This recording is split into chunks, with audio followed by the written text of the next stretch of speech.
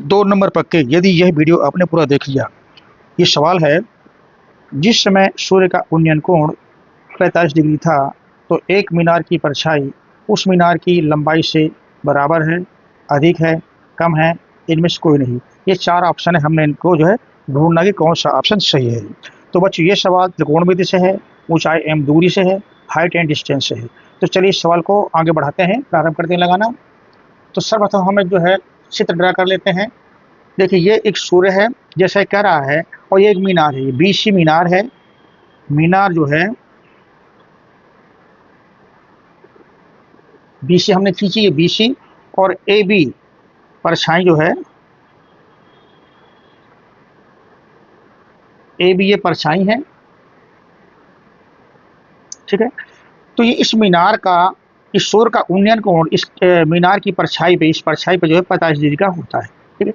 तो कह रहा है कि मीनार, तो हमें मीनार की लंबाई और परछाई में संबंध निकालना है कि छोटी है कि बड़ी है, ठीक है। तो यहाँ हम लेंगे tan थीटा, चूंकि हम जानते हैं tan थीटा होता है लंब बटे आधार।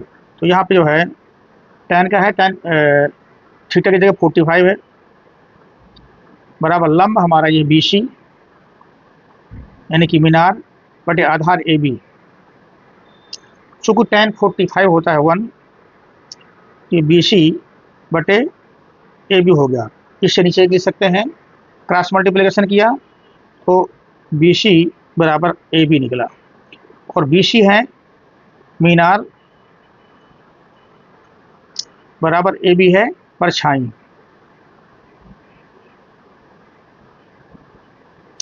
तो हमारा यानी कि मीनार के बराबर परछाई आ गई।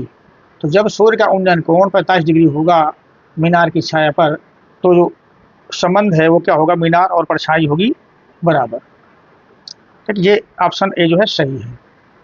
दोस्तों अगला सवाल है, एक स्तंभ की ऊंचाई उसकी छाया से √3 गुना है, सूर्य के उन्नयन कोण का मान होगा। और दिया है, ऑप्शन दिए हैं 45 डिग्री, 60 डिग्री, 30 डिग्री, इनमें से कोई नहीं। तो बच्चों सर्वप्रथम एक चित्र ड्रा करते हैं। ये हमने पी क्यू एक स्तंभ ड्रा कर लिया, इसकी परछाई जो है ये QR हो गई, ये इसकी परछाई, चूंकि सूर्य जो ऊपर है तो इसकी परछाई इधर को आई, एक QR परछाई हो गई यानी छाया हो गई। तो सवाल कहता है कि ऊंचाई छाया से √3 गुना है, ऊंचाई छाया के √3 गुना है। तो अगर छाया हमारी h है तो ये होगी √3h, क्योंकि √3 टाइम्स है, इतने गुना है। तो चूंकि tan थीटा, और ये उन्नयन कोण पूछ रहा है, माना ये थीटा उन्नयन कोण, ठीक ना। चूंकि tan थीटा बराबर होता है लंब बटे आधार, तो इसलिए tan थीटा लंब क्या है, लंब है √3h, आधार है h, से s कट गया, तो tan थीटा इक्वल टू आपका आया √3, और √3 किसकी वैल्यू होती है, √3 वैल्यू होती है tan 6 डिग्री की, यानी कि tan theta equal to tan 60 degree. tan हो गया ये, यानी ये थीटा भी एंगल से बराबर होना चाहिए।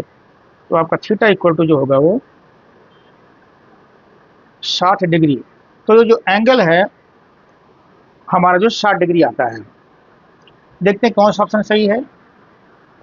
ये बी ऑप्शन आपका सही है। तब बच्चों ये है इस वीडियो के दोनों सवाल, आप लोग कैसे लगे मुझे अवश्य बताएं। यदि अच्छे लगे तो लाइक करें, शेयर करें, तथा और भी इस तरह के वीडियो को देखने के लिए कृपया चैनल को सब्सक्राइब करें। Thank you.